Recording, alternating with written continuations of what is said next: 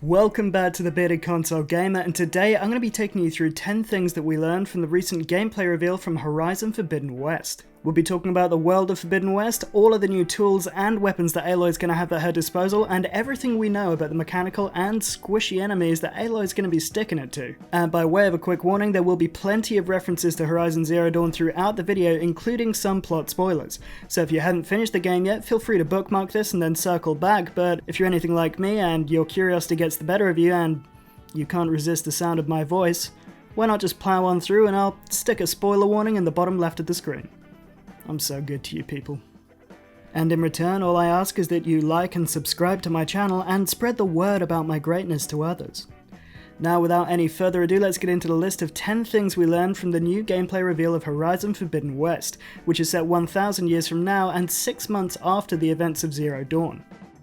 And we're going to kick off with something that was made painfully obvious at the beginning of the gameplay presentation, and that is that the world of Horizon Forbidden West is going to be painfully beautiful to explore on PS5 when the game launches, hopefully later this year. I mean, just look at the density of the foliage in this scene, and the way that the light shafts down through the tree canopy to illuminate the overgrown ruins beneath. Hell, that foaming river looks better than most of the rivers that I've seen in the real.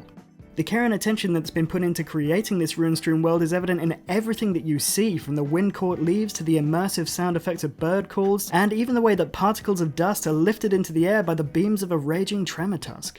But the evident graphical beauty of Forbidden West isn't the only thing that caught my eye when I was looking at this gameplay reveal. I also couldn't get over how well they handled the source material, and I think it's a strength which is going to transfer into this second game from the first.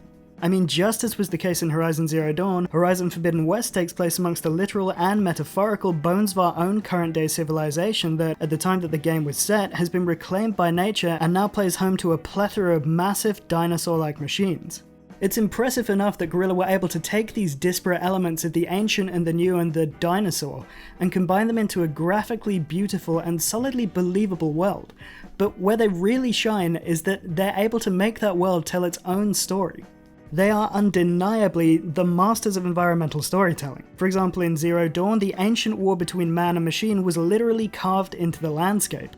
I can't count the amount of times that I looked up at the colossal form of a metal devil or the destroyed remains of a futuristic tank or military aircraft and wondered exactly how it came to be there. Beyond that, the machine parts that adorn the tribal human settlements tell their own story of the cult-like religions and superstitions that sprung up among the survivors of our species. And we know that those same elements are going to be there in Forbidden West. I mean, what the hell is the story with this warship? I simply must know, and above that, I know that I will be told, either directly or through the art of environmental storytelling. But bringing it back to world building, we already know that in Horizon Forbidden West, Aloy is going to be exploring a range of different biomes, including deserts, lush forests, and my personal favourite from Horizon Zero Dawn, snowy peaks. But this time, Guerrilla's taken it one step further and given us tropical beaches and the ability to swim underwater. And you know what, that's such a big deal that I'm making it the next number, because they've done a thing here. Guerrilla's given us this magnificent watery environment populated by reeds, flowing currents, shoals of fish, and no oxygen meter. Are you kidding me? The idea that I'm going to be able to explore the secrets of Forbidden West's oceans without the ever-present anxiety of watching an oxygen meter tick down leaves me nothing short of aroused. Now granted, Guerrilla has substituted the risk of drowning with the risk of being ripped to shreds by an angry techno-croc, but I'm going to take this as the win it most surely is. I mean, I'm not sure what infinite oxygen technology is in Aloy's rebreather, but if we could disseminate that to every other game in existence with an underwater section, that would be much appreciated. And just as a side note there, it looks like the kelp forests underwater are going to work in exactly the same way that the tall grass works on land, in that it's going to let you sneak past enemies. And just a side note to that side note, if at some point in this game I don't get to go underwater and explore the creepy remains of a submerged Horus Titan, someone's going to be getting a pissy email. I mean, I see that Horus arm. I see it. And I know it's near the shore. Now show me the goods. At number 3, we have the news that everyone's favourite Oseram Errand is back for Horizon Forbidden West, and he seems to be doing just great in his new environment. Just kidding, the walking liability immediately got himself caught by Mecha Raptor riding angry boys, proving once and for all that he is clumsy, lovable trash. You guys wouldn't be laughing if I had my hammer. But you don't, Errand, because they took it from you like you were a child. And that brings us on to our next point. We have finally been given a more in-depth look at the human antagonist that Aloy is going to be going toe-to-toe with in Forbidden West.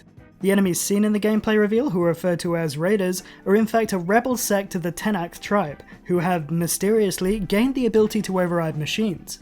Now, in Horizon Zero Dawn, it was only Aloy and Silence who appeared to have the ability to override and control the machines, and Silence was taught it by the rogue AI Hades. And whilst it is possible that the Raiders came across this technology on their own, I think it's much more likely that Silence gave it to them and is now pulling the strings behind the scenes. So the rebels of the Tenakth tribe are just going to be the muscle for whatever Silence and Hades are cooking up. What's more, combat with human enemies seems to be a lot more varied and interesting this time around, both in terms of enemy types and gameplay. The usual stealth takedowns are still there, but there also seems to be new mechanics. For example, at one point, Aloy stuns a foot soldier with a heavy spear attack, then switches to the bow, triggering a slow motion effect that gives the player time to aim and fire a choice shot between the armor plates. And then there's this mighty chungus of an elite who has some beautiful hammer choreography there. This fight also sees Aloy let loose with a couple of targeted special attacks that are new to Forbidden West, including a Valor Surge, which is used here to knock back the elite. Aloy's spear can also apparently be charged in the game to add a damage bonus. But that's enough about the human antagonist, because let's face it, we're here for robo-dinos, and it seems like there's a ton of new machines to angry murder or befriend depending on Aloy's state of mind. Now, we've already been introduced to some of the new kids on the block, including Bristlebacks, Clawstriders, Turtle Boys, and Tremor Tusks, and some of those are going to be rideable. And you can bet that there's going to be a whole lot more new and returning robotic buddies roaming the post-apocalyptic world when the game launches, hopefully again later this year. Also, they saw these things and they called them Clawstriders? You don't want their names to have anything to do with the fact that they have 2 chainsaws for a mouth. This is dumb. Ladies and gentlemen, meet the Chain Raptor. And speaking of those shiny beasties, we found out in the gameplay reveal, and let's be honest, in the reveal trailer, that the visual IQs relating to enemy awareness is going to be back from Horizon Zero Dawn into Forbidden West. Now, when I play a game, I like to spend an hour getting comfortable with it and then turn off every HUD element and combat indicator that I can to make it as immersive an experience as possible. I therefore extremely dug the ability to read an enemy's combat state simply by watching its eyes. And just in case you're not familiar with the system, blue means you're fine, they don't know you're there. Orange means they're thinking, hey, what the heck was that? And red means that they see you, they're okay with it, they acknowledge your right to be there, and they want to be friends. Just kidding, red means it's angry murder time. And speaking of murder time, it looks like Aloy's going to have some new toys to play with in Forbidden West to supplement the classic weapons from Zero Dawn. We can see from the gameplay reveal that Aloy can now use smoke bombs, Assassin's Creed style, along with I assume a variety of other boom nuggets and an Ossaram Forge Blast spike thrower, which is capable of throwing a variety of fun javelins at metallic idiots.